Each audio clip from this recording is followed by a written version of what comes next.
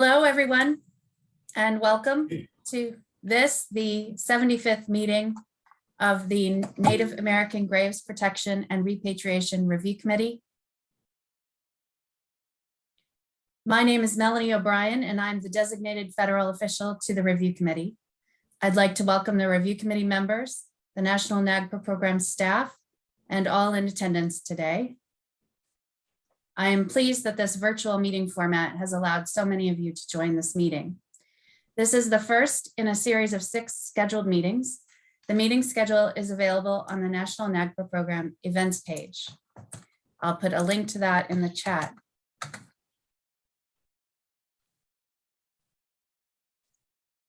Before we begin, I would like to remind everyone that this meeting is being recorded.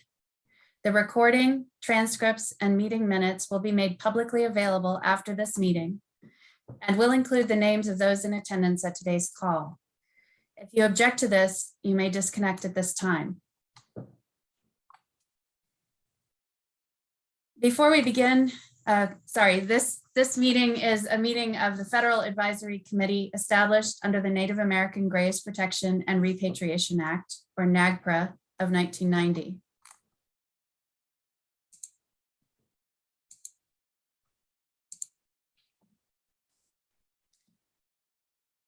And this meeting is regulated by the Federal Advisory Committee Act, or FACA, and its implementing regulations.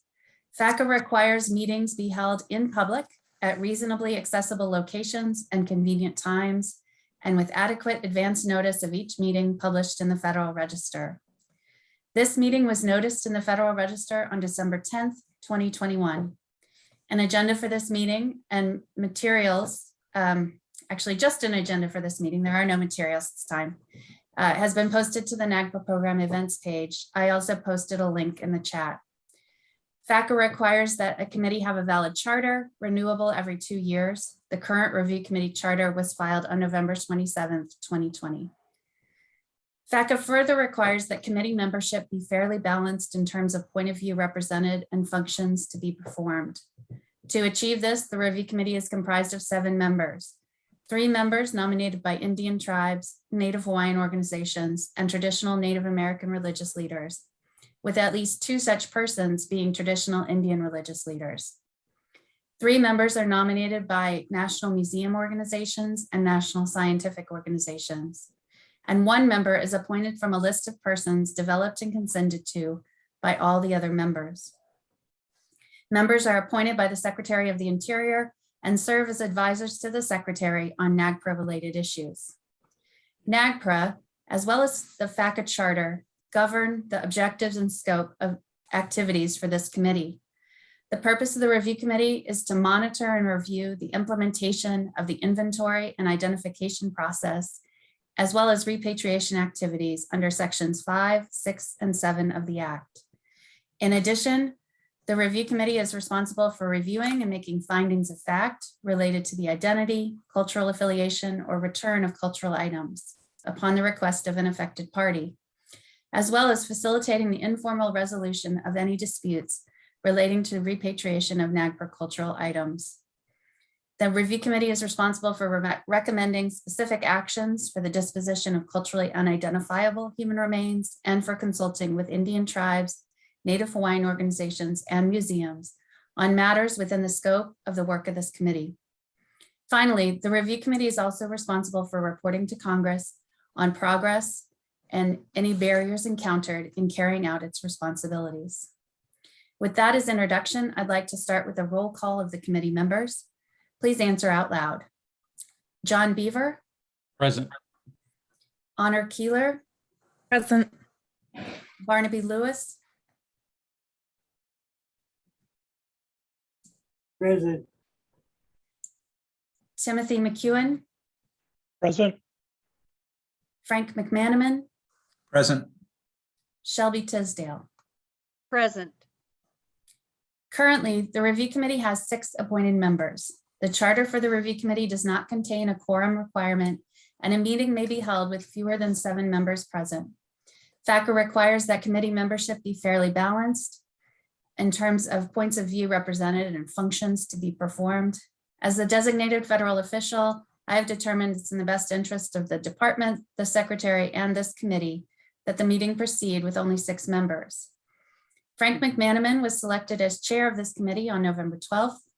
Mr. Chair, may I call this meeting to order? Yes, please, Madam. Okay, thank you. Mr. Chair, before we begin with our items on our agenda for today, would you like to begin with an invocation or a traditional welcome? Gladly, Barnaby Lewis has graciously agreed to perform such a welcome and prayer. Barnaby, thank you. Thank you. Pleased to be here this morning to provide the opening prayer for this meeting. I know that as Native Americans, we always rely on our traditional religious practices and understanding, particularly with gatherings like this, where significant discussions will occur regarding ancestral remains, funerary objects, sacred objects, and objects of cultural patrimony. During this time, I want to shut off the video and I'll offer a prayer in the language the Creator gave us, God from language. Tinatag na matidada edanta, itang ikibunta, apachida, dami da rumapit, sa timuchibitijuk kitanda, nan kamam sa muchkam, otam, nan kamams, idada ko, habajuni, who is high to about go either, or Norchani, Masisasa Katwurd, Machuda Batwatch, not of Koichu for shooting, the word is guitar, good, but one which I must about check if you touch it, up at Shadam, Bursage, with the boy to do for the room. I'll be doing the gear that Coven Chani, which have paid, which you touch him with the visit to a Juko, by Chi, Sappy Darch, go eve that. But more not going to do. I sap with we in union. I sap with me that Mavus, he sick or the bidging hugger. Has heard them as one was here to Bob could him that worse or the ear that Chuck something that good got to be joke be strong. Here that commissioner that my check should old swords. But you touch a give him to the must my ear. With worse you touch him at the big sap that can soak it can bomb it. Hear them at my cool, but hear that journey. Worse or either, but you touch a coy type, as hard in your word. Worse or either, with my type, who come a word. Suffer. Thank you. Barnaby, thank you very much for that prayer and welcome.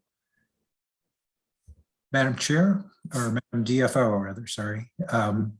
Would you like to go through the agenda? Give people an idea. Before we go through the agenda, I would like to acknowledge the individuals who are assisting me today in conducting this meeting. With me today are 2 attorneys from the Department of the Interior Office of the Solicitor.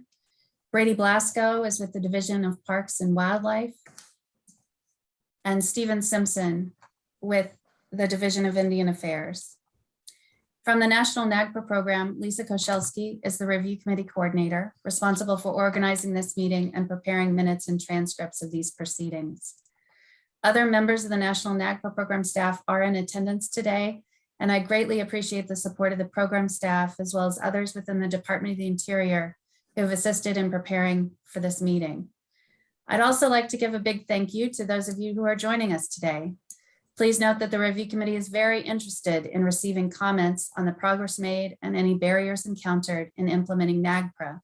If you're interested in providing a presentation to the review committee or a public comment during this meeting or at future meetings, please let me know when I ask for public comment. At that time, I will turn on the chat feature for this meeting, or you can raise your hand to request a time to make a public comment. You can also email me to make your request at nagpra_info@nps.gov. We have updated the agenda slightly. I have posted a link in the chat to the agenda. I can also pull it up on the screen.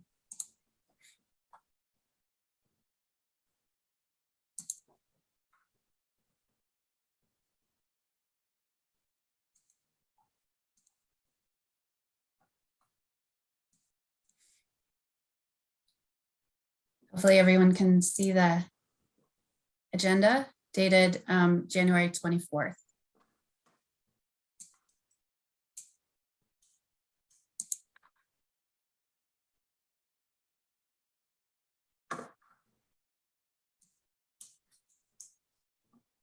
As you can see, the first item on the agenda today is a report by the National NAGPRA program.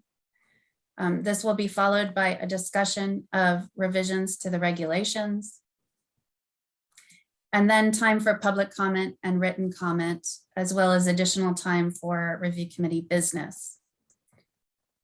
A change to the agenda is for the next meeting on February 14th. The Department of the Interior has requested to provide the annual ethics training to the committee.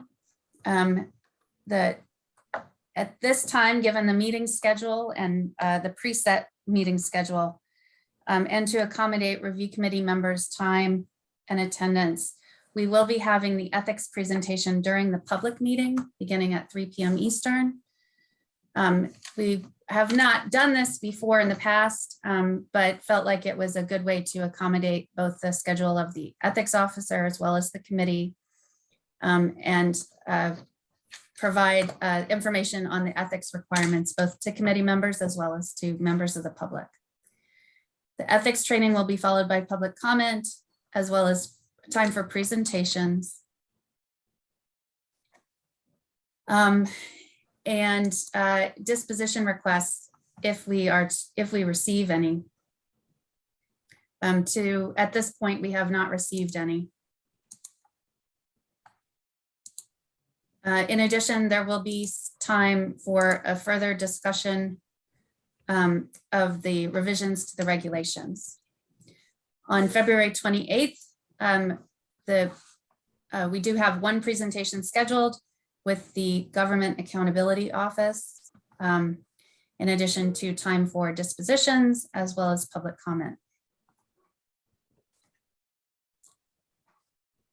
Mr. Chair, was there anything else you wanted to review in terms of the agenda? I don't believe so. I think we have, as you said, we had a quick discussion about the topic of the revision to the regulations, and we agreed that that's a really important topic. So we've included a time for that on each of the scheduled meetings that we have this next couple of months. So if we need the time, we'll be able to take it. If we don't, we can devote it to other kinds of activities. Thank you, Madam DFO.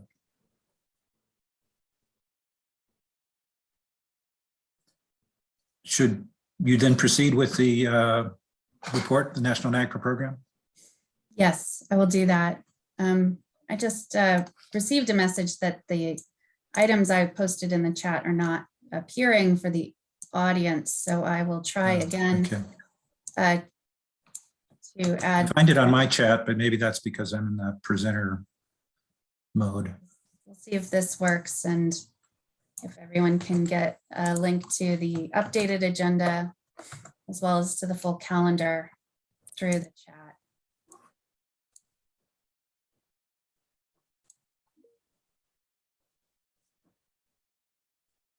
Okay, looks like it's working now.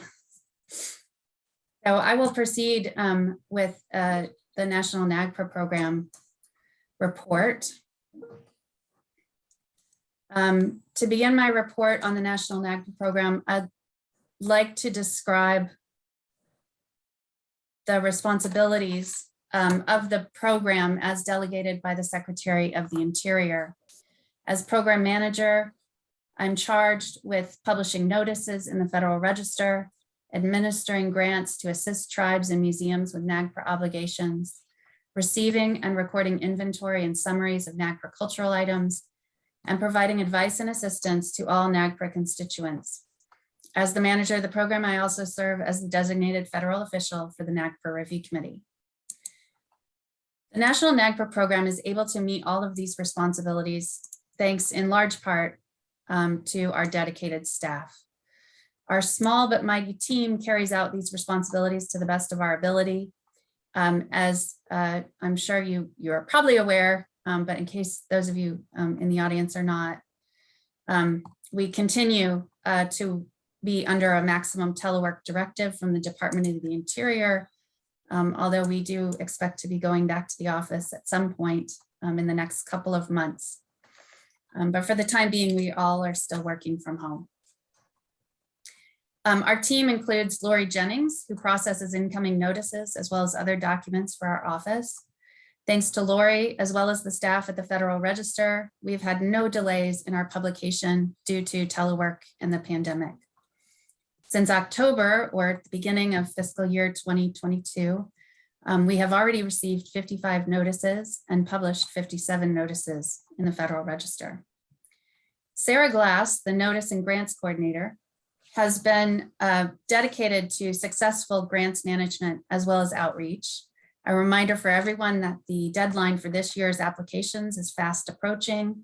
Consultation and documentation applications are due on March 11th, and repatriation applications are due on May 13th. The program continues to work very closely with museums and federal agencies to update or amend their inventories and summaries and ensure that our database is accurate. I'd like to recognize Mariah Soriano for her remarkable work in this area, especially in responding to what seemed like daily requests from museums for their original submissions from 1993 or 1995, as well as the guidance she provides on updating those records. And we continue to provide assistance to anyone who requests it through phone calls or to our program email. I'd like to recognize David Tarler for his work in responding to what is a steady flow of inquiries to our office. David's knowledge of NAGPRA makes him the go-to resource for tough NAGPRA situations or questions. As I updated the committee, since November, we have been joined by another full-time staff member, David Barlin-Lyles, who is serving as the first full-time investigator for the NAGPRA program. Dave is hard at work conducting investigations as well as planning for the future of his effort as the civil investigator for the program. Finally, I'd like to recognize Lisa Koszalski, our review committee coordinator, whose assistance has been very necessary over the past few months, and I want to recognize has a significant change in her work process given the change to our meeting schedule. So what used to be concentrated for Lisa in the matter of 2 days is now spread out, as you know, over 3 months. It's meant some adjustments in how we produce minutes and transcripts, but we're working to meet our requirements as best we can. Once again, I'd like to commend the staff of the NAGPRA program for their collective efforts, which has allowed us to uphold these responsibilities. You can find more details on our work in our annual program reports, which are available at nps.gov/NAGPRA under Law and Policy. I have prepared a statistical report for the end of fiscal year 2021, which I can share on my screen now.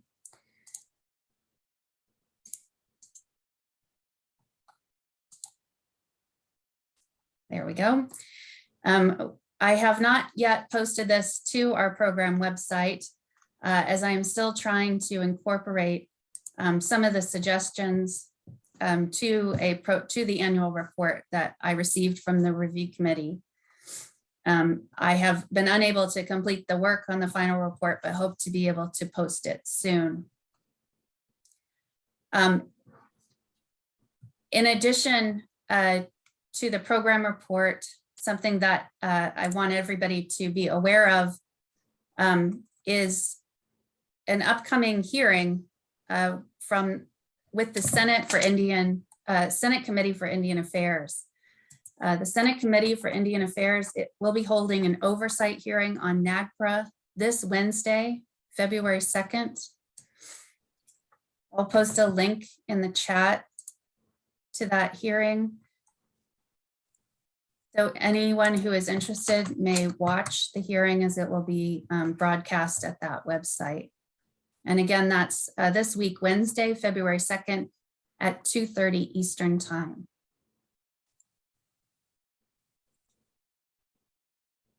Lastly, as you all know, one of my explicit responsibilities as the manager of the National NAGPRA program is serving as the designated federal official and providing administrative support to you, the review committee.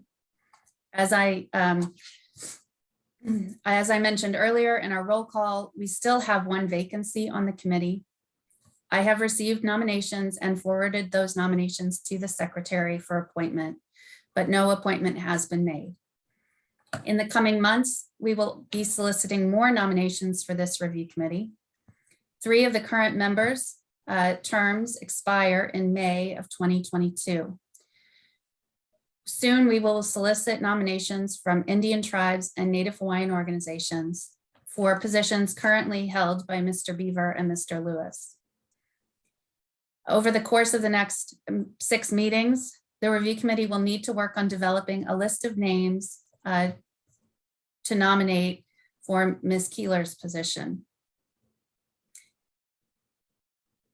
As a final update, you know that you completed your report to Congress in late November 2021.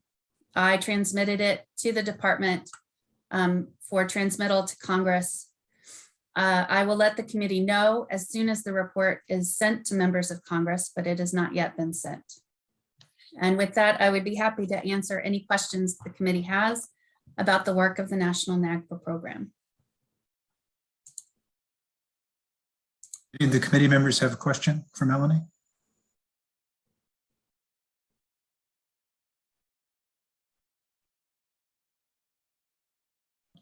I have one. I missed the very first part of your description of the Senate Indian Affairs Committee meeting.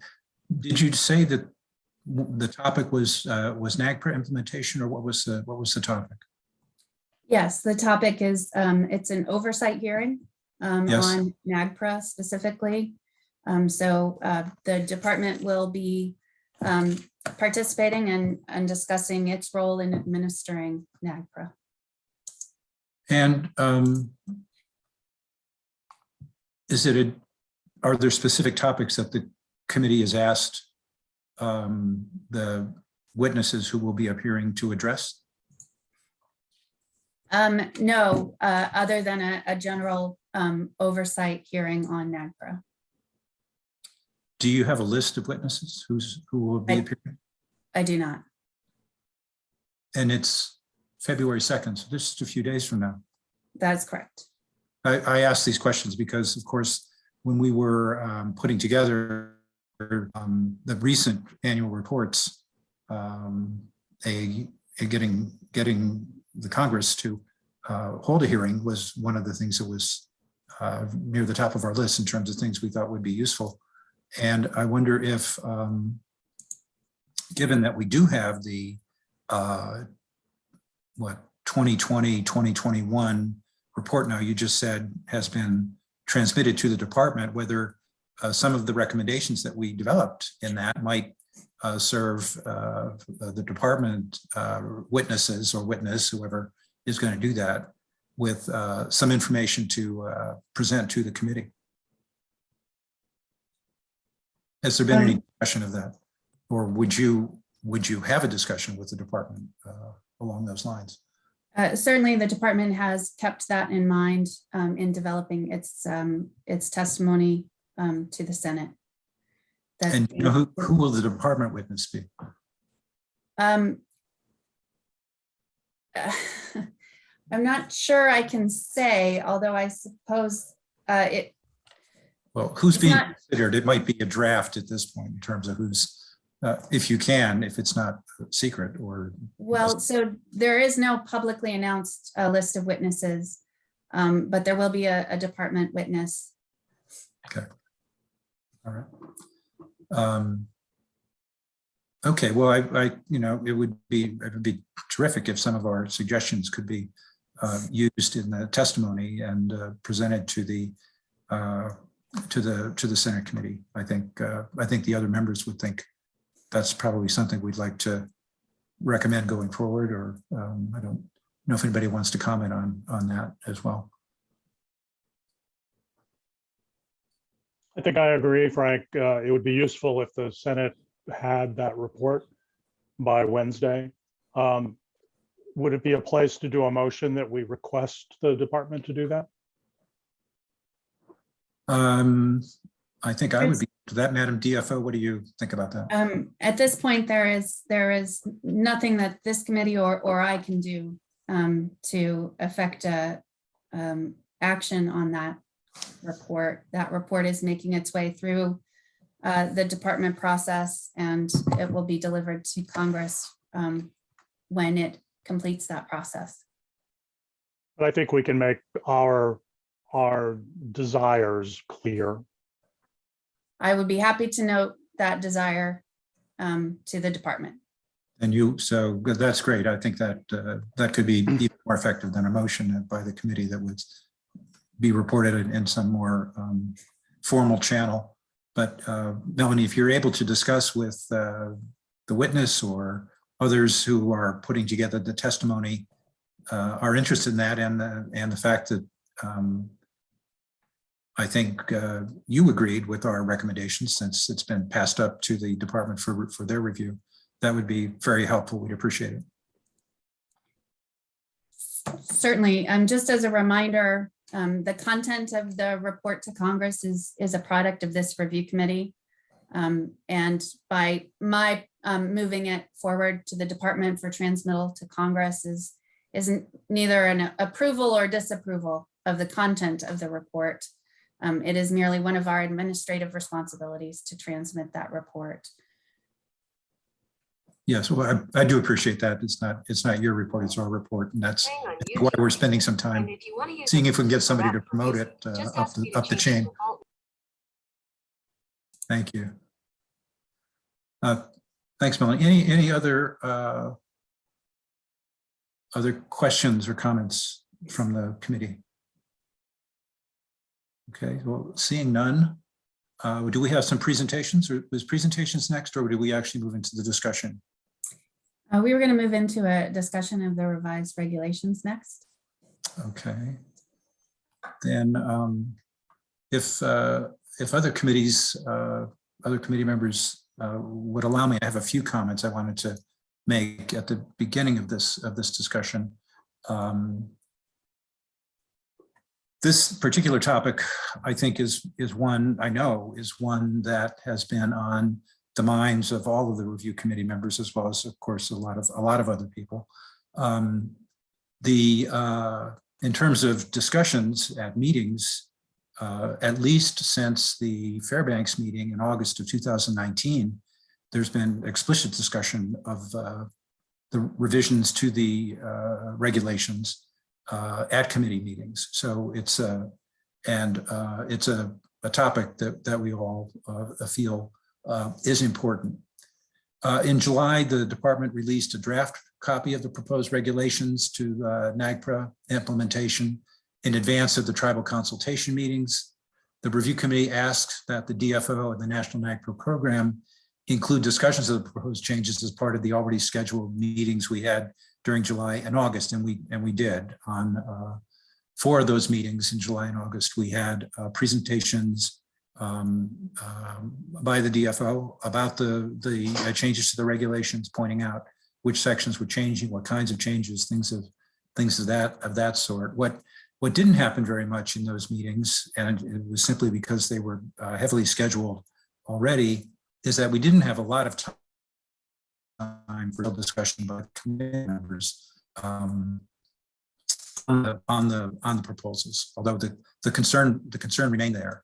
At the most recent meeting we had in November, the 23rd of November, the 74th meeting, other topics dominated the meeting. And while we had some mention of the need for further discussion and review, we didn't actually talk about the details of that. So that's another reason for during the meetings today and in February and March, for trying to focus time on those discussions.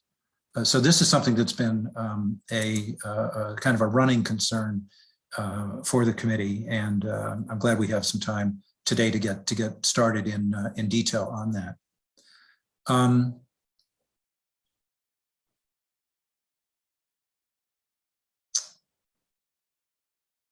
I think we will find this topic one that we do need to spend a good deal of time on. And so that's why we've scheduled a placeholder, at least, for all of the meetings in the next couple of months to be able to have enough time to review the text as we have it and to develop recommendations for the National NAGPRA program and for the Secretary on our feelings, our perspectives on what needs to be done. So today, with the time available, hopefully we can begin that systematic reviewing of the text and identify for ourselves what we believe the key proposed changes are, and then figure out a way to schedule time to come back to those key parts and talk about what recommendations we might have. We've talked, particularly at the July and August meetings, about going through page by page, section by section, or something like that, and highlighting where we thought we needed to circle back around and talk in more detail. That's one approach, but I'm going to ask the committee members if they've got a different way to suggest, so that we can all proceed as in the best way we think is possible for our review. I also wanted to introduce a couple of requests that we might consider making. One of which I think we did already talk about briefly at the maybe at the November meeting, and that is whether the committee through National NAGPRA or from the department can obtain comments from the tribal consultation meetings that were held late last year, I guess it was, so that we have that kind of information from what the tribal perspective is on the document that we have to work with at this point. Likewise, actually, regarding that document, which the one we have in our hands and have been looking at dates to July of 2021, whether there has been a updated version created based upon the consultation meetings, and if there has, whether the committee could actually have access to that document so that we could be looking at what might be the current thinking in the department based upon the tribal consultation, as well as all of the work that went into the July version that we do have access to. So that's a second kind of thing that we might want to request from the department or have a discussion about. And then finally, I think one of the things that the committee might want to be considering would be inviting some representatives of tribes, of the museum organizations, of the scientific organizations to make presentations at these meetings that we'll be having in the next couple of months, and then get their perspectives on the regulation or on the draft, whether we're looking at the July draft or whether we're looking at a more recent draft that, if it does exist, we could have access to. So those were some introductory thoughts that I had in thinking about this particular session of the meeting. Now I'll ask my fellow review committee members if anybody would like to comment upon those things or other ways that we might proceed so that we have agreement on the committee level of what we do next and how we spend our time in this particular meeting and in subsequent meetings. Thanks a lot for letting me spout off for a while there.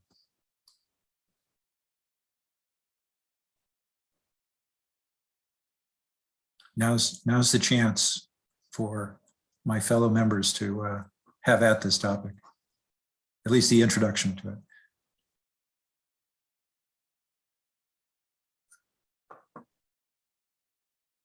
Anybody? Tim, thank you. Go ahead. I concur. I think all three of those are very good things. It would be better and more efficient for us to work with a draft that is the current one, not necessarily one from last year sometime, if it is evolved.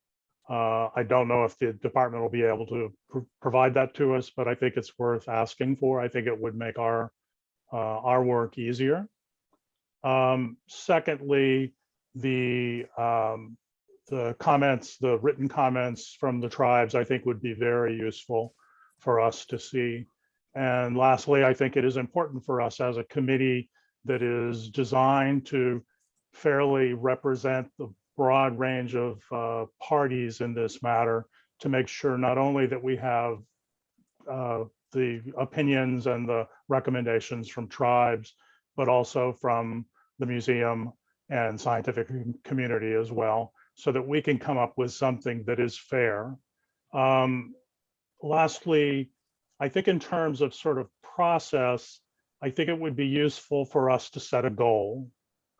And that goal, I think, should be that at that last meeting in this series of 6, we have a document of requested changes to the current draft that we can vote on and agree on and move on.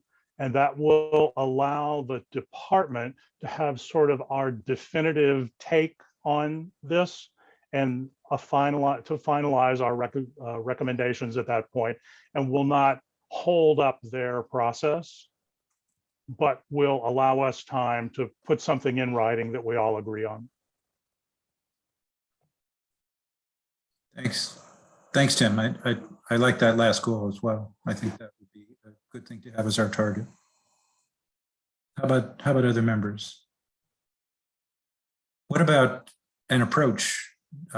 We've mentioned, again, page by page, section by section. I know Melanie gave us the benefit of her perspective in the July and August meetings and selected, I think, a half dozen or so key places where changes were recommended. I think we appreciated that very much, but I think since this is really still a new document to us, I think several of us felt just systematically going through and maybe highlighting the sections might be a good sensible approach. But I don't want to. If other members disagree or have a different approach, I'm open to discussion of that.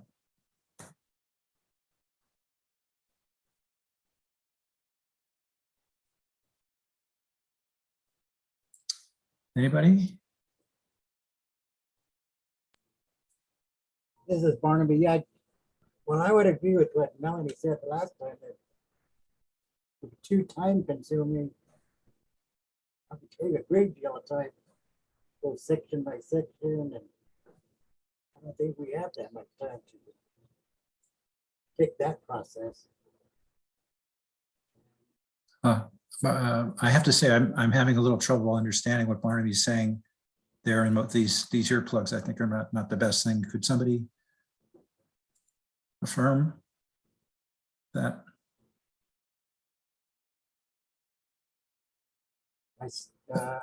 Shelby, you have your hand up. I think what Barnaby was trying to say, it would be really time consuming to just go through page by page. You know, we've kind of gone through the sections very briefly during previous meetings. Maybe maybe a way to approach it might be to say, okay, let's look at section subpart A and just say, are there any things that stand out for any committee members that we might want to point out and discuss? Is that kind of where you were going, Barnaby, instead of kind of going page by page? Yes, that sounds exactly right. And Maybe that looking at section might, by section or something like that. right, to just start with the first section and say, were there any things that any committee members want to point out that we hadn't already discussed or hadn't already been pointed out or noted? That might be a way to kind of get started. And I don't know, just kind of, I have a lot of side notes on all these pages, so. But some of them could be, I think, discussed in more general way than a specific line item or something like that, or a typo or something, but yeah. I also have a markup copy here in front of me, and I'm trying to compare different, the different sections with comments as well. What about other people? Should we try that? Should we, I mean, if you start at the first page in subpart A, general, the introductions, the definitions, and then the definition of cultural affiliation.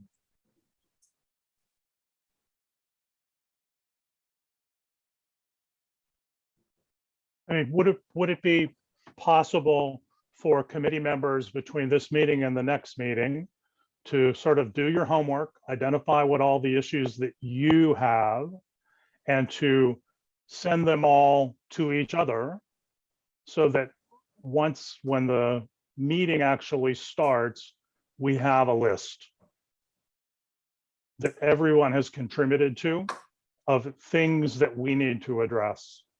And so that's not going line by line. The line by line review would be done by us on our own. But then the compilation of issues could then become the outline of how we proceed. And, you know, one of us could come up with that list and go on with the discussion. You do a great job at that, Frank, so. I'm not volunteering.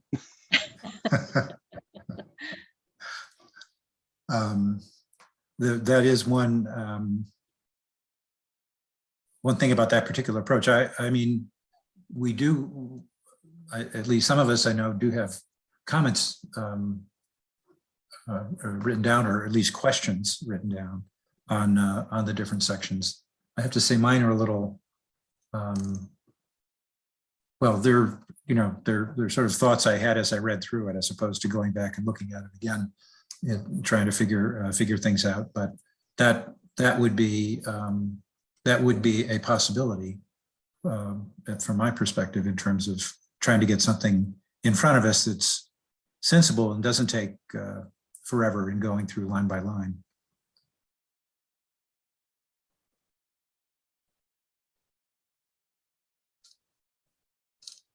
Are there, well, let's see, if we went section by section now, are people prepared to highlight things in their own thinking? Honor? Yes, go ahead. Frank, I agree with Tim's suggestion. I also think it would make sense to summarize the last round that we did, to bring up those topics again on what we've commented on. But the most important part of this for me as a committee member is to ensure that we have time to hear from the public on each of these sections. And what I'd like to see, and I wonder, I hope that the rest of the committee would agree, is that we leave enough time for that to be accomplished, but also we have an opportunity for the public to submit up until the point that we're having our meeting and afterward their concerns, and that we can review those and then return to them at the next meeting in case they need to be discussed further. Thank you. That's a good point. Thank you, Honor.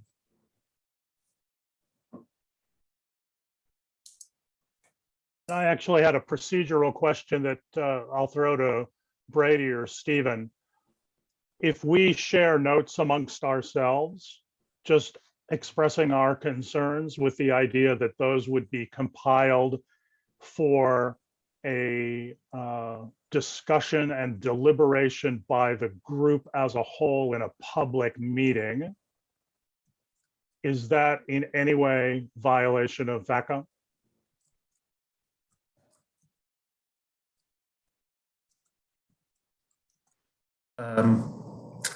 It always could be, depending on how you use it, but I don't think that you sharing notes in between to work toward a sort of a compiled document would be a VACA violation. I do believe that what you compile, the final compilation of your concerns, is something that's required to be shared with the public under FACA. But the notes that you might create personally in contributing to that is not required to be publicly disclosed, much like other aspects of sharing information ahead of these meetings. That doesn't count as part of your deliberation, but as your preparation for the deliberations that you will be taking in the public setting. Thanks, Brady.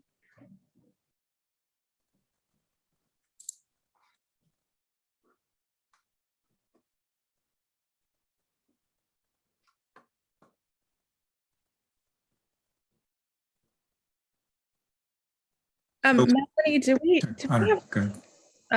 thanks, Frank. Do we have an idea when this next draft might be coming out at this point?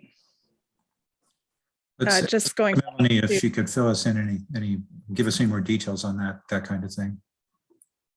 Certainly, as I shared with the committee in December, the Assistant Secretary for Indian Affairs issued a letter to some tribal representatives who submitted comments on the proposed during consultation, and indicated that a draft proposed rule would be published in early 2022, and that the draft would incorporate tribal input to the maximum extent possible.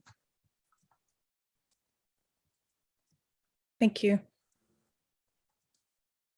Melanie, can I ask for a detail there? Would that be the beginning? It's suggested that would be the formal submission through the Federal Register review process, or that the other draft would be a more general draft, the way the July draft, and that would be shared back, but not the part of the formal regulation making process? No, the letter from the Assistant Secretary for Indian Affairs indicated that the Secretary Holland, is committed to finalizing and implementing effective revisions during her tenure at the department. To realize this goal, the department is working to incorporate tribal input for publication. And the Assistant Secretary further encouraged Indian tribes and NHOs to participate in tribal consultation that will be held upon publication of the proposed rule.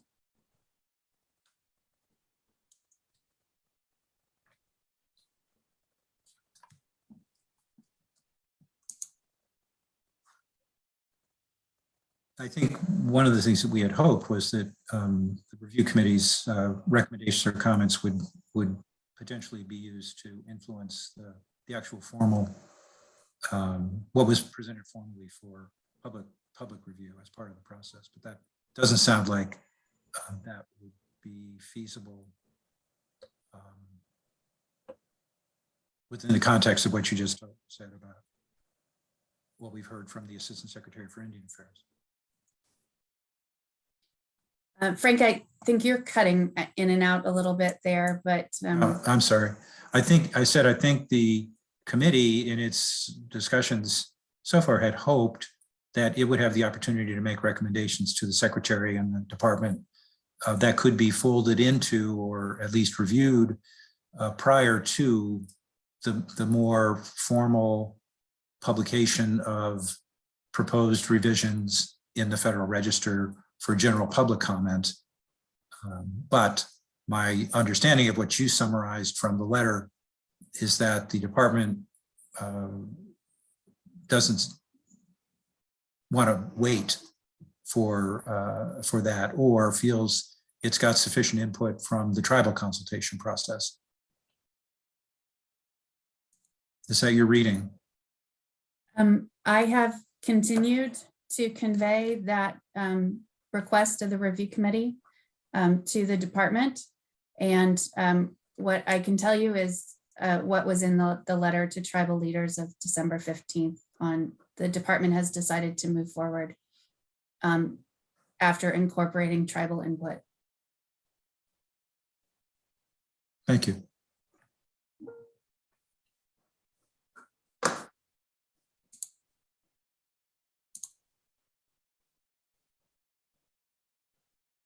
Well, then let me just say my sense from the comments so far from the committee members and is that if we take time outside of a meeting context to put our thoughts down on paper about what the concerns are, people will be more comfortable with that.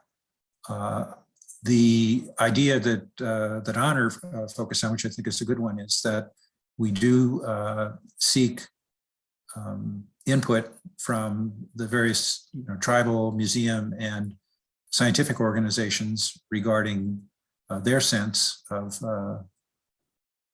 what the questions they have about the draft or recommendations that they might want us to consider folding into our own. So is that where we are with this discussion? And, or do we want to address more issues related to it or approaches? Tim?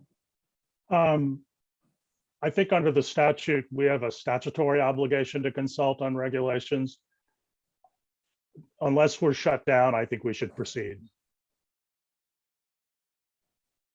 Well, yes, I agree with you. I'm just, it seems like we'll be proceeding with the draft that we have in hand, and that we still need to get the document put together, a recommendations document. And the best way to do that, or the quickest way to do that, may very well be for us to spend the time preparing written comments or suggestions or questions, and using that document to spark a discussion among ourselves, at least at the next meeting of the committee, and proceed from there. And I guess in the meantime, if we as individual members have organizations we'd like to hear from, or other individuals, maybe we recommend that they get in touch with Melanie on presentations, making presentations at the next meeting. Can we do that as individual members, I guess, is the question. Madam DFO, do you have an opinion on that?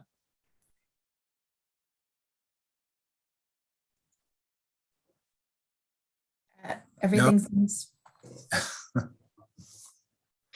Frank, I'd actually recommend that we take a little more proactive approach, and request that the DFO invite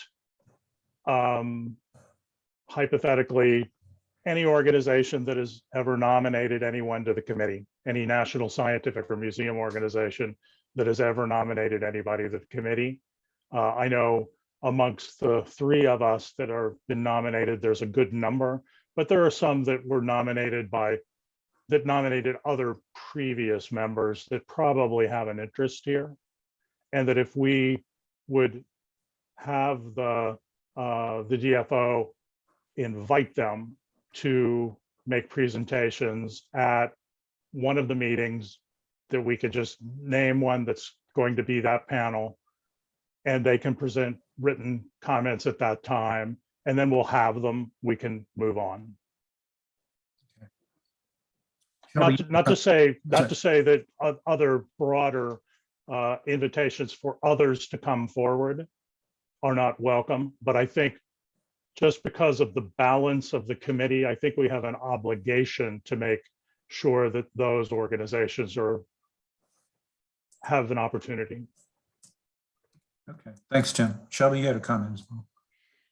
Just to kind of follow up on what Tim was mentioning, early on last year, when this first came to us, I reached out to some of the professional organizations that have an active role in nominating review committee members, to just let them know that the draft regulations were out, and to give them opportunities back last summer to even comment. And the responses I got from some of these organizations were that they were really wanted to wait until they could see what the tribal responses were before really making a presentation to the review committee. And that said,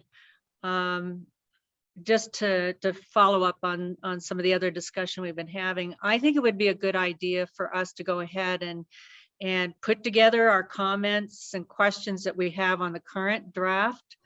And if the tribal comments are made available to us and there's a revision to the draft, we can continue to review the next draft if it comes available before, I don't know, the end of March, when we have our goal, but at least at least have some sort of recommendations ready to go. We may have to revise them maybe a little bit, but I think we should go ahead with this plan. That's kind of my feeling. Thanks, Shelby.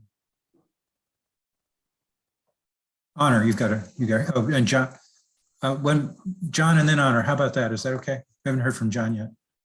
That's Thank you. fine. Hi, thank you, Frank. Yeah, I'm in support of us moving forward, or at least on some of our process, just so we stay on the up and up on our work on the public side. And so, I mean, I certainly am supportive if we each, even if we're just sort of emailing brief comments, just sort of a list of here's kind of what each one of us want to look at or examine, as we approach the next meeting. But I'm also in support of, and obviously with us moving forward, but at some point, hopefully we do get or be able to see the next or the draft that's being worked on, that's incorporating the comments from the tribal nations.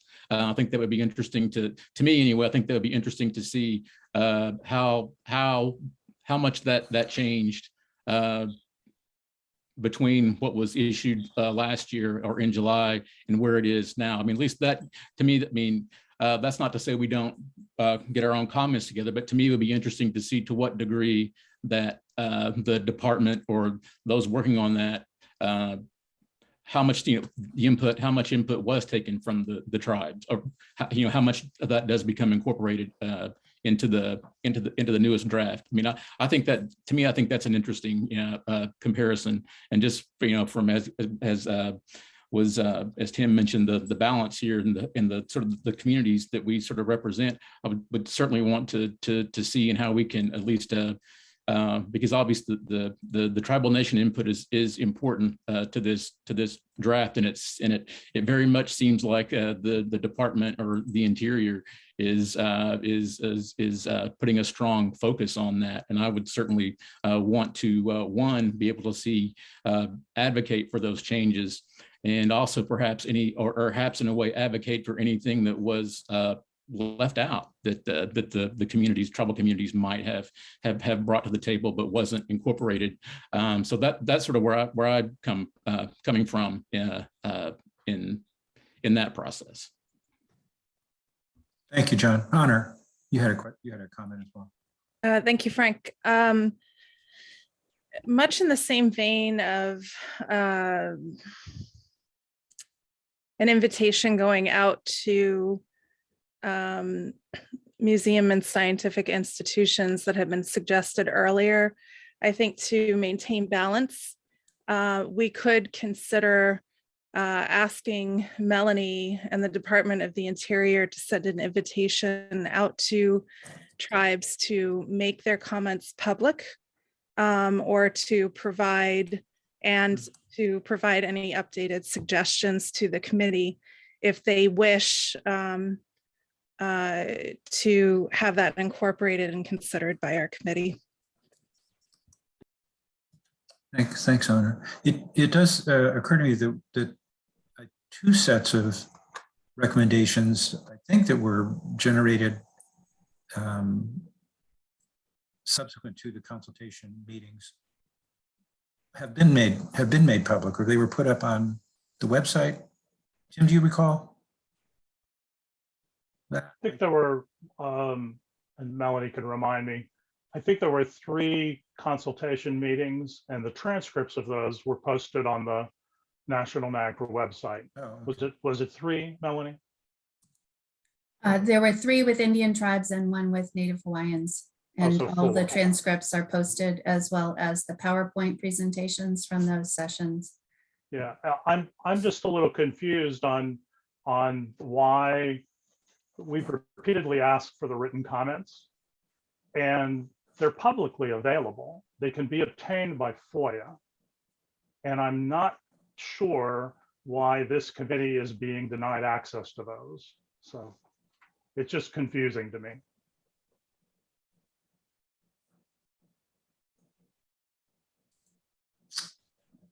Would you like me to respond to that? I think if you've got a comment, yes. Certainly. My response would be that the committee is not being denied those consultation letters. The public, it is the general practice of the Department of the Interior to not publicly provide letters in response to government, nation-to-nation consultation. Although you are correct, Tim, that those are public documents and a FOIA request could be submitted for the copies of those letters. I have looked into this, and it is not generally the practice of the Department of the Interior to share consultation letters between tribes and the department. That wouldn't prevent any Indian tribe or representative from a tribe who might be in attendance from sharing that letter with the committee or requesting that I share that letter with the committee. We do plan on contacting everyone who submitted a letter to see if they are okay with sharing a copy of that letter.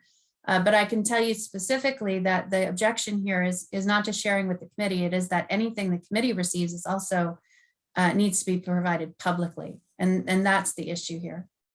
I can tell you as well that some of the letters from tribal consultations specifically requested that the letter not be made public or not be posted publicly, I should say. They are public documents, they are publicly available, but there is a difference, I think you'll all agree, between a document that can be requested under FOIA or the Freedom of Information Act and putting that publicly on a website.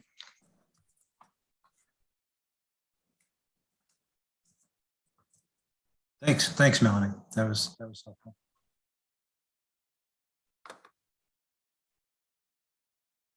All right, well then let's talk about a schedule for review committee members to do what, oh, John, yes, go ahead.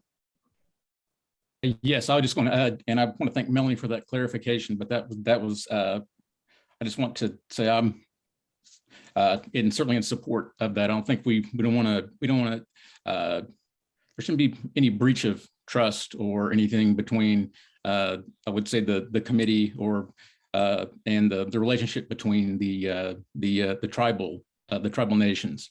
And Melanie's as she reiterated, and it was my understanding too that during some of those meetings or some of that there were requests that a number of the tribes had at least those government to government conversations, such as they were, that had requested to have that some of that information not out there publicly, or how that comes to be. And so I would certainly want to support and not do anything to certainly harm that relationship, and certainly want to support the tribes in those positions if they don't want to have that information out there in the public forum. And personally, I wouldn't be in support of pushing the issue on that to get that information for this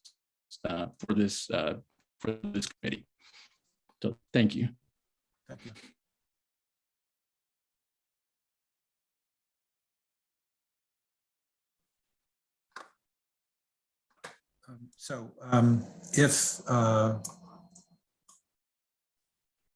If as several of you have suggested, and we seem to have some consensus agreement there, that the committee members put pens to paper or type things out and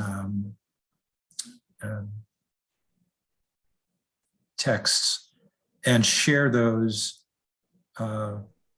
before the next meeting. And then we use that, a compilation of those written comments as a structure for a discussion. And I suppose those written material might include questions that we would have as opposed to suggestions one way or another, but some clarification. I know some of my comments as I look through the various copies I have are more that than this shouldn't be here or it should be here or something of those of that nature. In any case, our next meeting is on the 14th of February, I believe. Is that correct? So that would really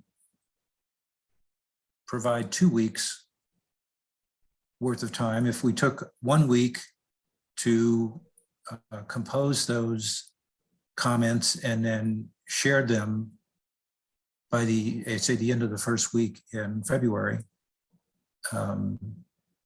we potentially could put a document together at that point. It would help if somebody were willing to organize it by section, for example.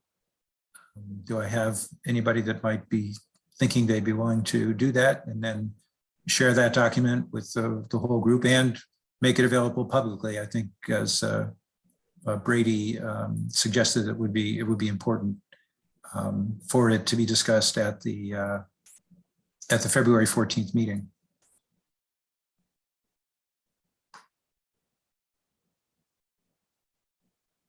Tim, was that an affirmative? I will I'm do it. retired. I'm retired, so. That would be great. That would be terrific if you would be willing to do that. Yeah, I will do my best. Okay, I'm sure it will be a well-organized document. We just need to give you the right material. Okay, does that sound like, then here's the way forward.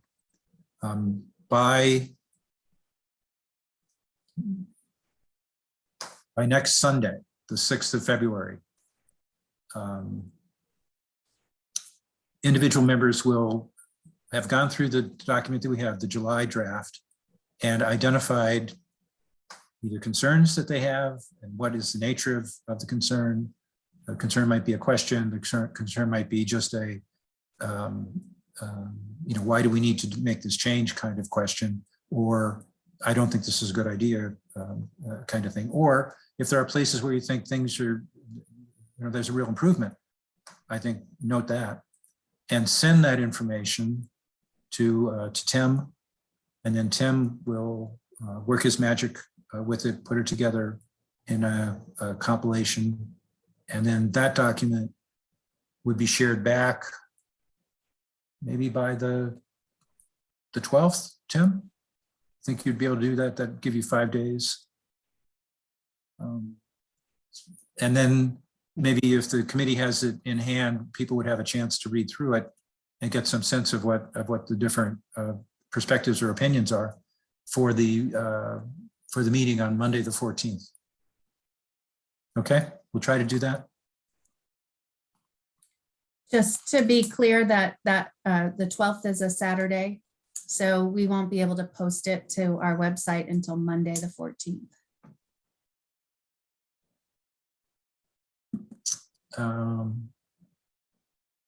Well, we'll be going through it in the meeting. So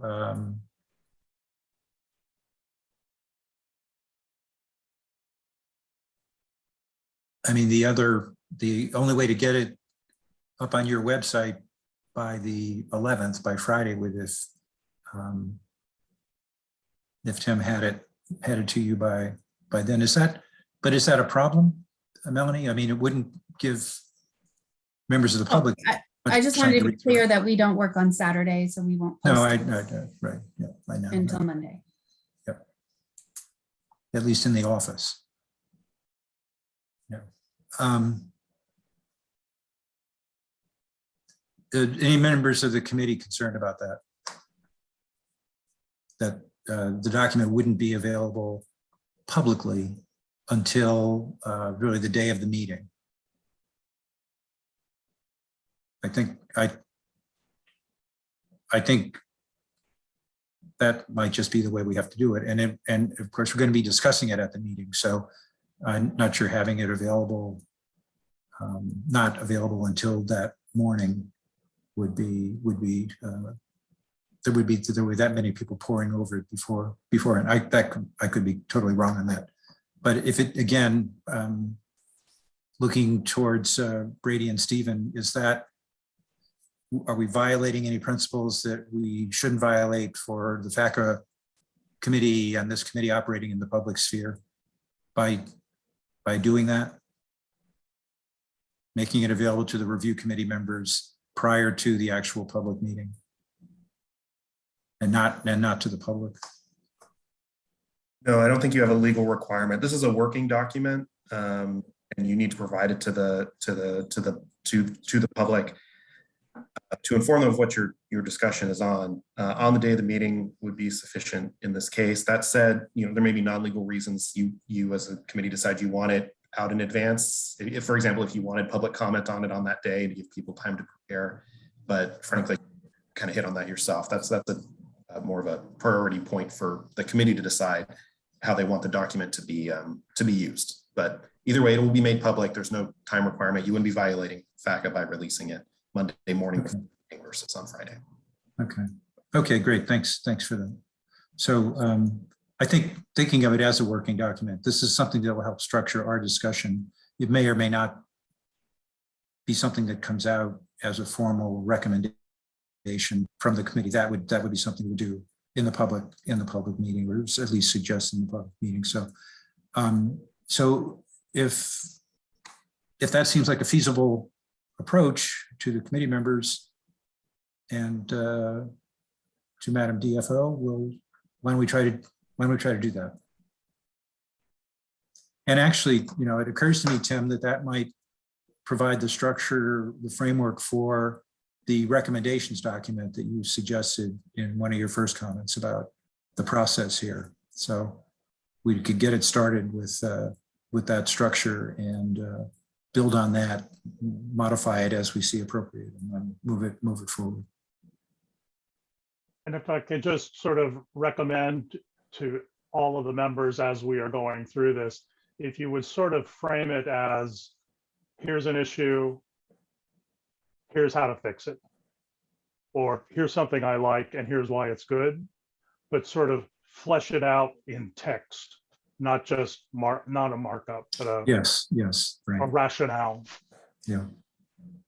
I think that's going to be the most just question marks on a page or highlights of this is my concern, or I'm concerned about this, and without some kind of text is not going to be nearly as useful for all of us as we discuss this. So, to the extent you can, lay out your position on different aspects of the revisions as you read them.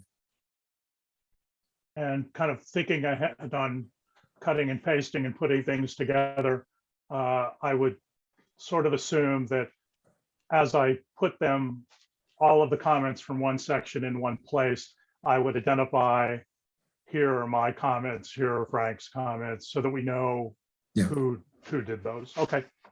Yeah, I think that's important. And also you probably, do it in a word processing software, not Adobe necessarily, not a PDF. That those are a little more difficult to cut and paste depending upon what software you have. And so Word or something like that, I think would probably be most useful for Tim to be able to put the thing together as a coherent document, not just a compilation of individual sets of comments.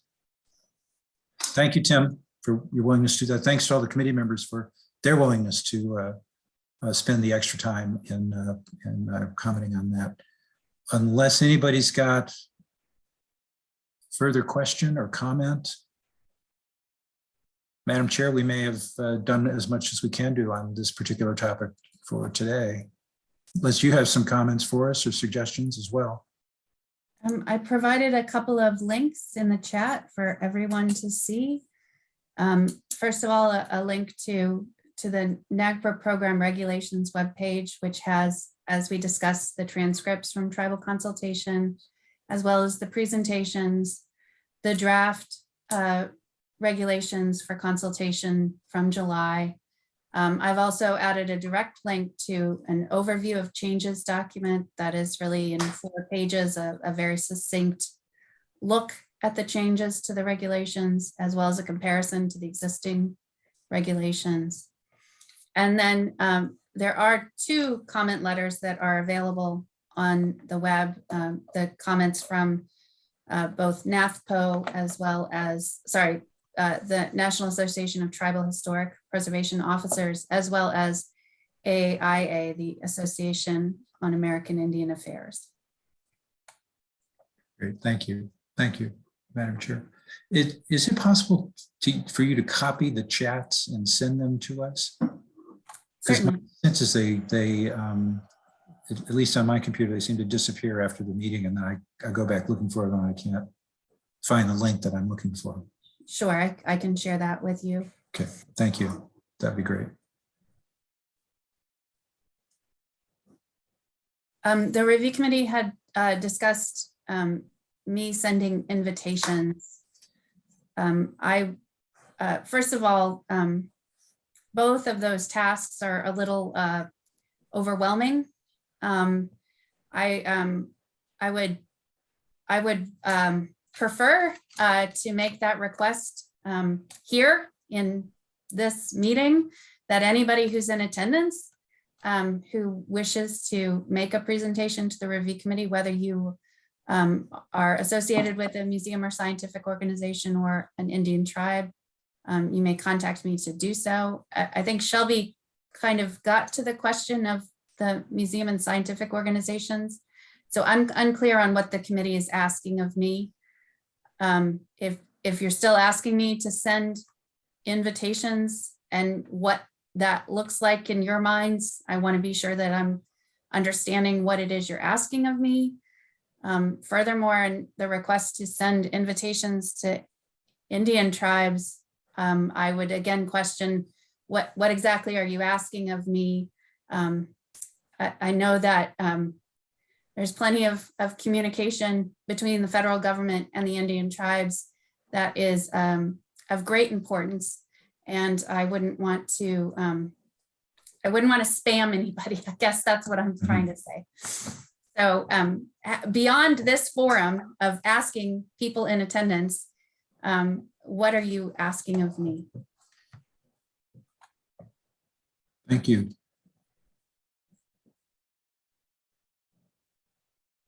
Anybody have a comment back to help the DFO? I think there are, according to my computer screen, there are 84 participants on this call. So it's a fairly high number. And I'm sure many of them represent organizations or tribes. And I think the nature of Melanie's request is that anybody here or other organizations or individuals that people on this call might be aware of, who might be interested in making a presentation on this topic to the committee, could be in touch with her. They don't have to have attended this particular meeting to do so. They just have to be national scientific or museum organizations or representatives of Indian tribes. Honor, you have a comment? Yes, thank you, Chair. I think it makes sense. Melanie, you, I assume, do have a listserv of the tribes, do you not? No, I do not. I think it would behoove us as a committee to ensure that there are regular communications with the tribes to invite them in to these public meetings, as well as museum and scientific communities. I'm actually a little shocked that there isn't currently a listserv that provides communications about these meetings to the public, given our current technology and state of the world today, I think it would make sense because, you know, in the past, unfortunately, in the committee meetings that I've been to, we've had an enormously low attendance, in particular by the tribes and the tribes in the local areas that we've gone to. And maybe this is just highlighting something that the committee and the National NAGPRA program can improve in the future. But that actually surprises me that there's no general listserv or way for the National NAGPRA committee to communicate with the tribes. Thanks, Honor. That it may be, but I think that is a something that doesn't, at least within the National NAGPRA program, doesn't exist at this point in terms of easy communications. I know from having dealt with these sort of communications issues in the past that just keeping up the right email addresses of individuals can be a problem, not just for tribes, but for any sort of organizations. Things a lot, because the organizations themselves many times are volunteer organizations as well, and unfortunately that's true within the tribes as well. So it is difficult. I think it is difficult. Yes, Honor, go ahead. I imagine by updating those every 6 months, you know, through interns or whatever way is possible, that's something that the government could do. I think this is important in these communications and for our committee. Again, I'm really shocked that there isn't anything in existence, but maybe it's a good thing that this has come up so that it could be included in a report to Congress, just on some items that help to improve communications. Thank you. Thanks for that. So I will say that we do have a voluntary list that you can sign up for, and we do email whenever to that voluntary list whenever we schedule review committee meetings. You can find a link to sign up for that at the bottom of our events page. There are a variety of reasons, probably the biggest of which is the requirements of the federal government related to the Privacy Act and other issues surrounding listserv communication. There's actually been some significant changes just within the last year on what kinds of technology and software the federal government can use to share information. So I wouldn't want anyone to think that this is from a lack of a desire to communicate, but I do want to be clear that we have limitations as a part of the federal government on how we collect information as well as how we can communicate. So we do have the voluntary list that is available. If anybody would like to receive information about the review committee meetings, that is how we use that list. Thanks, Madam Chair. Tim. Having tended that list a couple of decades ago, I know that it is a never-ending task to make sure that it's up to date. So it's very, very difficult. So, and clearly it's not just a national NAGPRA issue, it's big communication everywhere it's a problem. It's very labor intensive. The one thing that I wanted to ask is, I haven't had a chance to look through the participant list. I see there's 81 people now. I don't know if the 6 organizations that nominated me to the committee are represented here today. Is there any problem with me reaching out to them to let them know about this? Maybe that's a Brady Stephen question. No, there is no issue with any of you encouraging anyone to attend and make a presentation. Great. We have a thumbs up from Brady there. Okay. Thank you. Thank you both. Well, then, if there aren't any further questions, we have a way forward with trying to put together a coherent set of comments. And I thank all the committee members again for their efforts in pulling that information together, and Tim in particular for his willingness to put the compilation together. So we'll look forward at the next meeting to having some time to go through that document in detail and see what we can develop for recommendations down the road. Madam DFO, then I think we can finish. We have finished off that particular topic. We have a couple of others, I believe.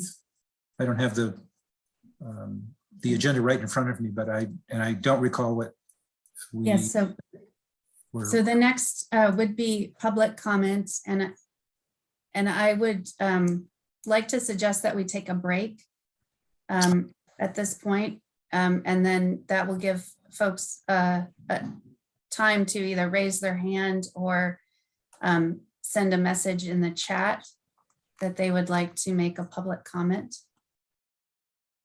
Okay, good idea. It is, what is it, 4:27 or 4:30 or so at your? Very good Where you are. translation. Yes, it is. That's some quick math here on my part. That's It's where I am and always where you difficult are. in Arizona, especially. But Yes, it it depends. Depends on the time of year. yes, it is just about 4:30. We're right at the half hour, which is always a good way Good to time. express this Okay. across all time zones. I would Maybe suggest, 10 minutes. yes, why don't we come back at 20 till the hour? Okay. Great. Thank you. Thank you all. We'll see you in 10.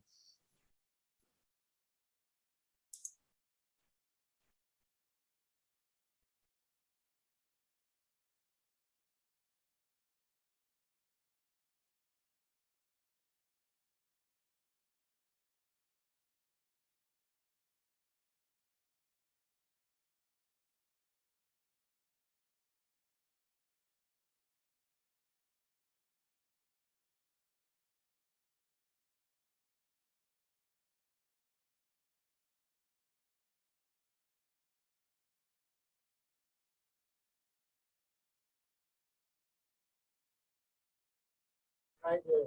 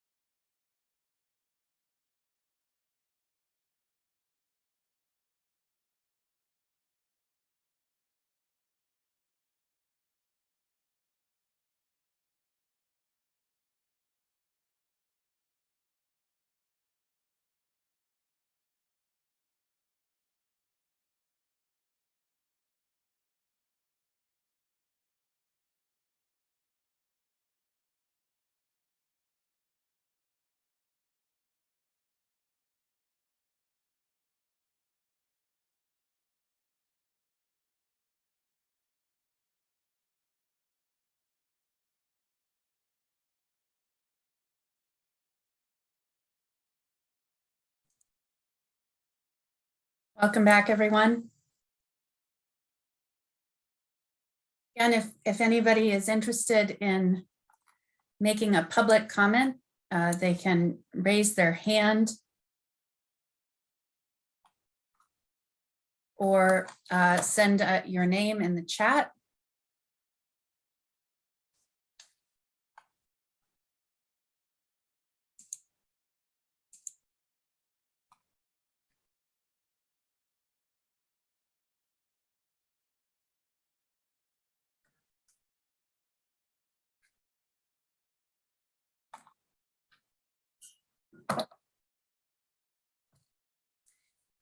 We do have a hand raised, Sheila Bird. Sheila, if you'll just give me a minute, I will allow you to talk.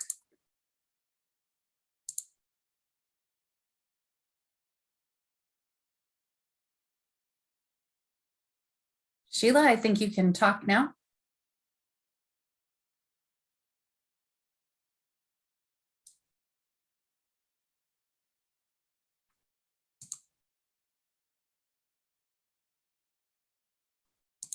Sheila, we aren't hearing you.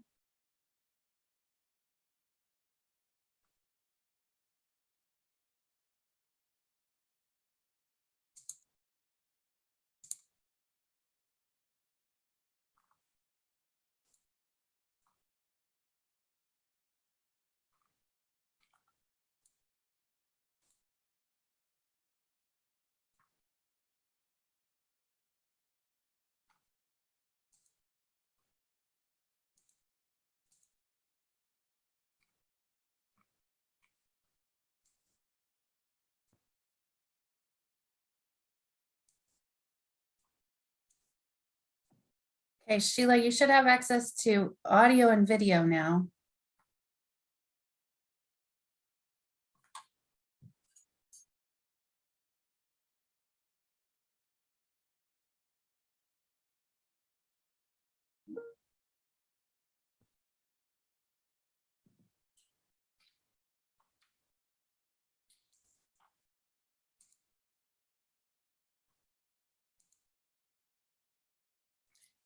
Sheila, I'm going to ask you to unmute, see if that allows you to.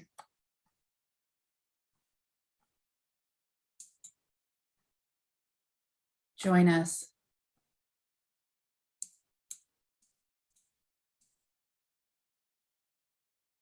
Seem to be having some technical issues.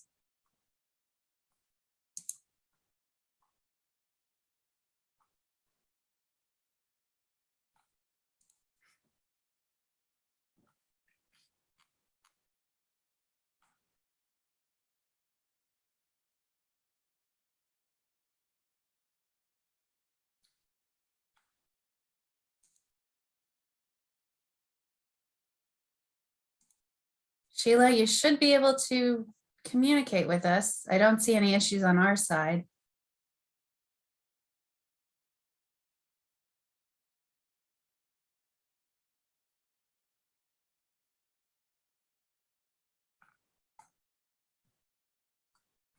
Sheila, you might try exiting the meeting and coming back in. While you're doing that, I wonder if I could ask Ann Amati, conveniently at the top of the participant list, to try to unmute and see if it's working. Hello, Melanie. Hi, Ann. Thank you very much. You're welcome.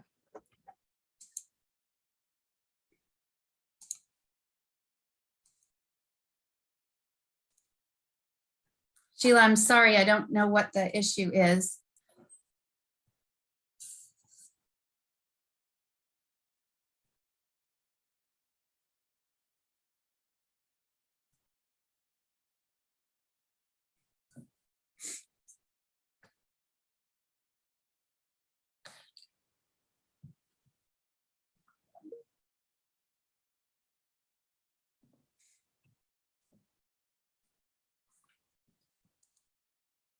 While we're waiting for Sheila to maybe see about her connection, would encourage anyone else who might want to provide public comment to raise their hand.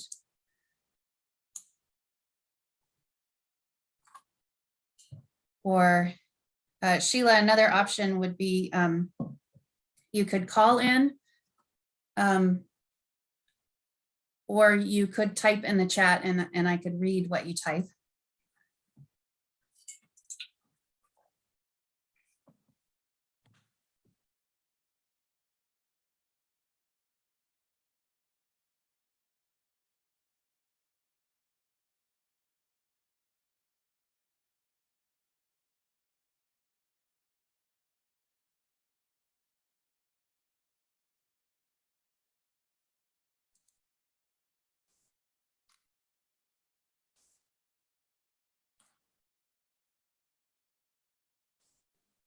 Okay, can you hear me?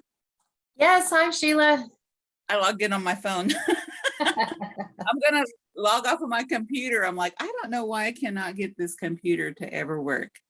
So I'm gonna log out of this one and I logged in on my phone so I could at least get voice. So let me get off of this one. So it doesn't show there's two of me on here. Okay, I just had a couple of comments. Number one on the tribal comments, and I know that you have had. Sheila, Can you I'm hear me? sorry. Yes, could you just introduce everyone, introduce yourself to everyone so they know who you are? Okay, absolutely. My name is Sheila Bird. I am a former TIPO for the Cherokee Nation and the United Kituah Band of Cherokees in Oklahoma. I am currently an active consultant, so I work between the tribes and federal agencies. So I have a background from not only the tribes and in NAGPRA, but I also work as a consultant as a go-between in my current position. But I watch the NAGPRA review committee meetings because a lot of the tribes, when I'm working with them, I like to be current on what's taking place. We do promote participation. And like you said, you don't have a current listserv, and that's concerning. I didn't know that. But that kind of brings into the record of two issues rolled up in one. Number one, you did mention earlier about the comment period and that you had 2 meetings or 3 meetings with the tribes and 1 with the Hawaiian organizations. And these proposed rule changes a lot of them are taking place during a critical time for the tribes in regards to COVID and how it is affecting the communications with the tribal offices. Now, working as a consultant, I've seen this other side of me trying to contact the tribes on behalf of some of the agencies that I've been working with. And based on how the tribes have been having to change their attendance or working from home or their level of communication for the safety of the tribal TIPO officers who a lot of times do handle their NAGPRA cases. In few instances, they do have a separate NAGPRA coordinator or NAGPRA director that will handle these cases separately, but a lot of times it is a combined job. My concern is the fact that these comments that came in from the tribes may not have reached all of the tribes that do have concerns. And I know earlier someone had mentioned maybe we should reach out one more time and see if the tribes would have any additional feedback, which I think that would be great because, you know, when you were soliciting these in the first place, you know, it was coming during a critical point for the tribes where some of them may or may not have had that communication. And the fact that you don't have a listserv, you know, that there's a gap, there's a big gap, there's a disconnect from my perspective between the tribes and what happens within National NAGPRA. And sometimes it is that level of communication. Granted, in preservation, in Section 106, there's an enormous amount of work. But NAGPRA, you know, our native tribes, we put the NA in it. We put the first two acronyms in NAGPRA. And that is at the forefront of our concerns when we're talking about our ancestors. We're talking about repatriation. This is totally a sensitive issue for our tribes, and we do take it serious. The other thing is I wanted to bring an emphasis to the fact that we do have a lot of agencies that we work with. I've had the pleasure of working with 3 different military installments the last 3 years. And we've worked, I'm sorry, in the past as tribal TIPOs, we work with a lot of agencies that do have those listservs. And they have an enormous amount of records to keep and a lot of tribes to contact. And these are federal agencies. I do respect the fact that, you know, protecting that trust relationship with the tribes is pertinent and it should be at the forefront. However, I think that the level of communication could be greater. And I think it is worth examining some options to look at tribal participation, particularly in these proposed rulemakings, because how often does it happen? And how often do we have the opportunity to contribute to such an action? You know, we're already behind in Section 106. It took 26 years to add us to the 1966 NHPA. You know, and we just had a meeting with the ACHP recently, you know, and for the Office of Native American Affairs, it took even longer to have their contribution to the tribe's concerns in these matters, and even longer for NAGPRA.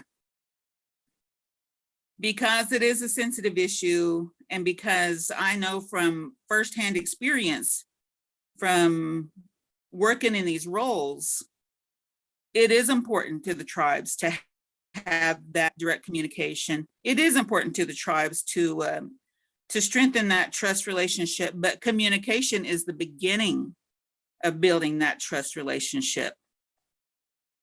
I don't think it should be voluntary, because it's not voluntary. That doesn't measure the level of concern that we have on the rules and the statutes that govern our participation with NAGPRA.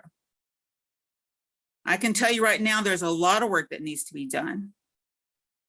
And I think that the review committee should be able to see the tribe's feedback, because watching all the review committee meetings, I see where the decisions are being made, and they should know where the tribes are coming from.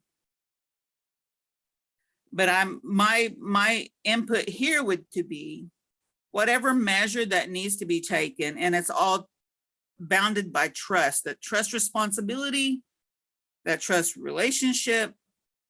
It's going to be by how far and how much work we're willing to put in to build that relationship. That's all going to be based on relationship. But if we're looking at 5 ways to not do it and not 10 ways on how to do it, that's going to determine that relationship and how the tribes respond to NAGPRA. But I would like to see the tribes participate more. I would like to see that awareness out there. And I do know from working with several different agencies, we get a lot of communication, even from the ACHP. And they have everybody, even me. I'm not even a TIPO anymore, but they communicate with me regularly. They keep me on their Section 106 listserv. I get everything that's happening with the ACHP come to my email. So I think there is some things that can be done that can better contribute to the tribe's participation, because it is that important. We look at what's going to take place in the years to come in regards to the residential children and the work that's going to be involved there. I think it's probably no time like the present to try to encourage and to make and to strengthen this communication, to give all the tribes the best opportunity and to build that relationship. And if there's any of them that's on listening today, and I'm not sure because I plan on going back to all the tribes that I communicate with, and I always let them know what happened on the review committee meetings. Some of them don't have time, but some of them will make time. But we do have a lot of turnover in preservation and NAGPRA. But I think that's why that listserv should be there, because if we miss somebody and do not give a tribe an opportunity, say if somebody's new in that role and we haven't given that tribe, we haven't made the effort to include that tribe, I don't think that we can say that we have fulfilled our duties and complete obligation to what we've been commissioned to do. Now, that's just my 2 cents. I wanted to go on record because I know that some of these tribes would probably, I'm not trying to speak for them at all, but I know that that's how I feel, whether I'm a TIPO or not. I still work with TIPOs. I still help develop programs for TIPOs. I still help tribes build these programs. And these are the things that we base our founding departments on these understandings. So that's all I had to say. And thank you for allowing me to be with you guys today. I appreciate it. What else? Thank you, Sheila.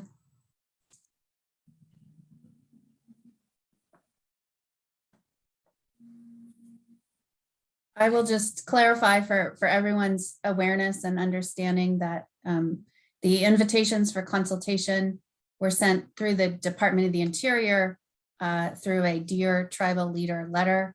I'll put a link to that letter in the chat. We did hear during consultation repeatedly about challenges that tribes face in how Dear Tribal Leader letters are distributed by the department. And that is an issue that the Assistant Secretary for Indian Affairs is committed to working on. And the consultation on NAGPRA followed that same process, as all of the consultations follow through the Department of the Interior and through that distribution of a letter. However, I understand and appreciate the comments, Sheila, on the need for better communication. We will continue to look into the options for the federal government to provide some form of communication.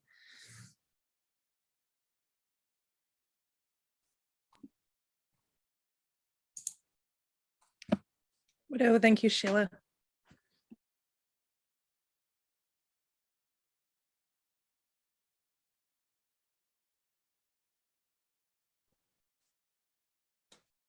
Yes, thank you for your comments.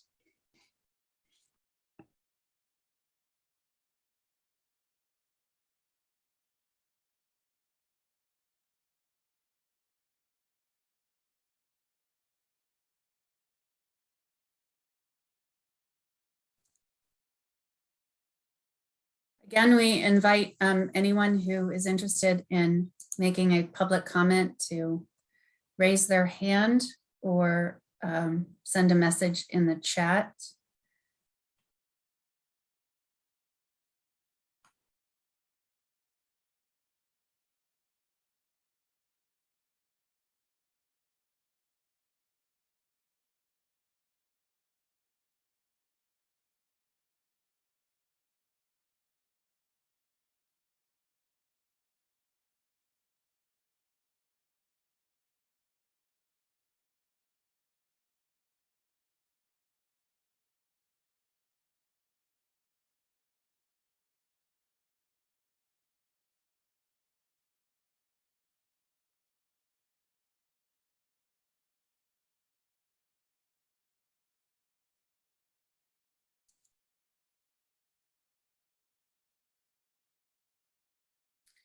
There's a question in the chat from Tim Begay of the Navajo Nation. Tim asked, does that invitation also go out to the THPOs, the Tribal Historic Preservation Officers? Generally, a Dear Tribal Leader letter is sent to the tribal leader. There's generally not other contacts that those are distributed to. Although there's certainly an advantage of for a circumstance like NAGPRA or Tribal Historic Preservation to also copy or send those to Tribal Historic Preservation Officers. In the case of the NAGPRA consultation letters, again, those were sent out by the department to tribal leaders through their process using, I believe, regional offices, as well as then to tribal leaders. Again, we heard a lot of comments on challenges with the department's process there in terms of all communication related to consultation.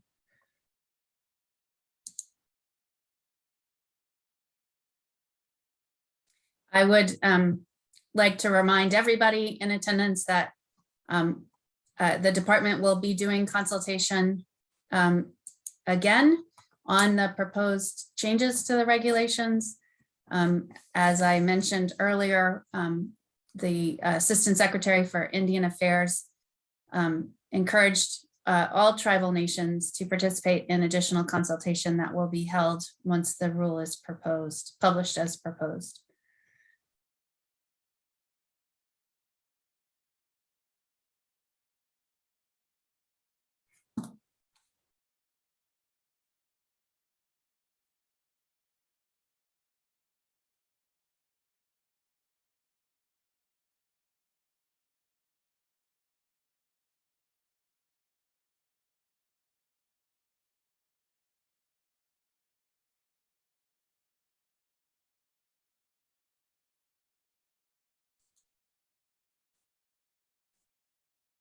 At this time, I'm not seeing any other hands or comments for public comment.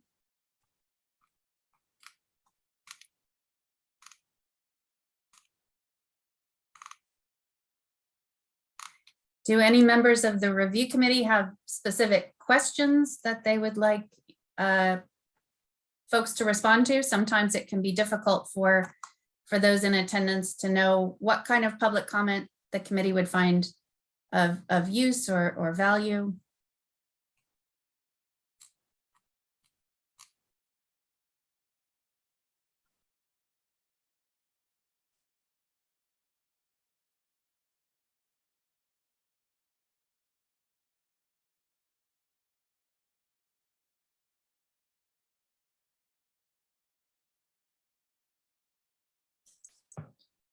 Well, I don't have any questions, but I think it's been my experience that when the committee begins to look at the specifics of the proposed regulations and come up with specific recommendations or concerns, we're likely to get more, give people an idea of what sort of comments we might be interested in, or certainly what sort of comments they want to make to us. So I don't take this quietness as an indication that people aren't interested or concerned. I think it's a matter for the committee to put forward some of our thoughts on what should or shouldn't be done, and at that point we'll get plenty of feedback on it, which will be very helpful and which we'll look forward to.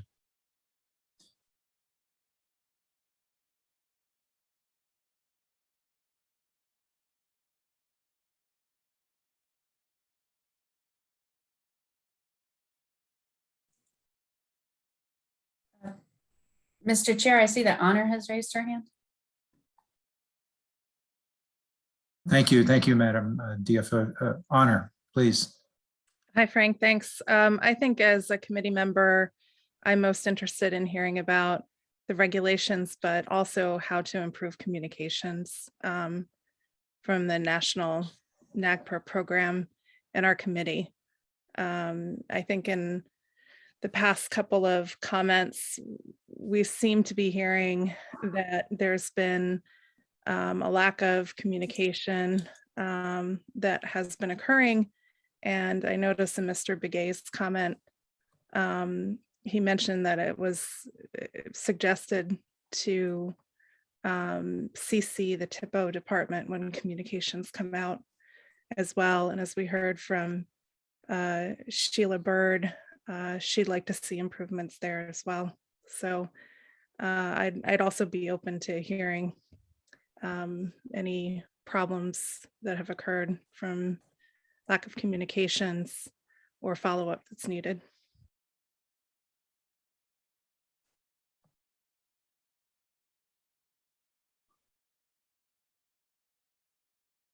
Thanks, Hunter.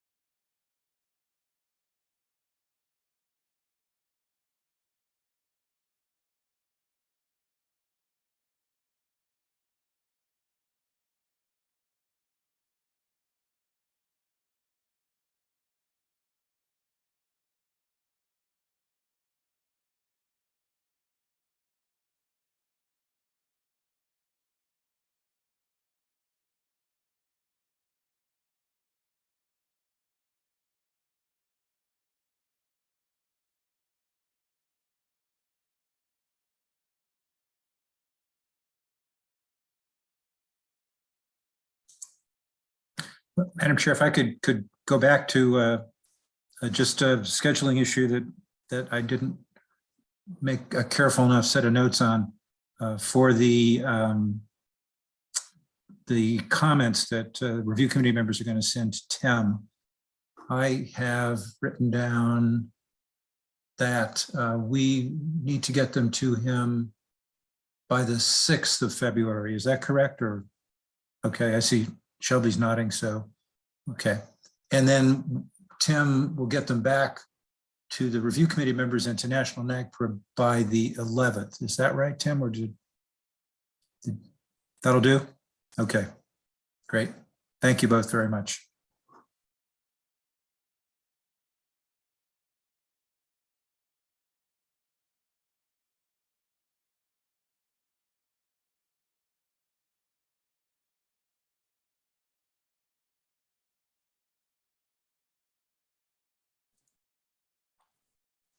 I'll just take this opportunity to remind everyone that the review committee is interested not only in barriers to repatriation, but also progress made. So if there is anyone who has a progress story that they would like to share, the committee would welcome the opportunity to hear that.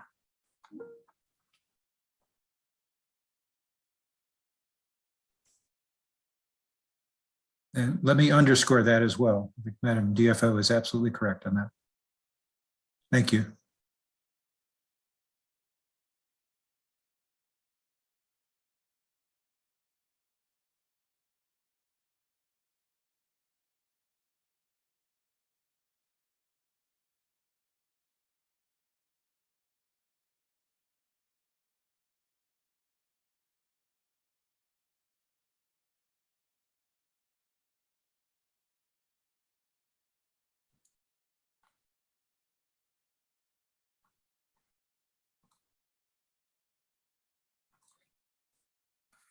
Mr. Chair, I don't see any other hands raised or comments. Well, you've got the big screen there. I'll trust that you know how to look at it and read it. And I think the review committee members have had their say on this matter and the other topics we had for the meeting. So I think, I know each of them has got some work to do in putting together comments and then moving forward on this. So unless other members do have a comment, I would suggest, Madam DFO, that we could adjourn this meeting.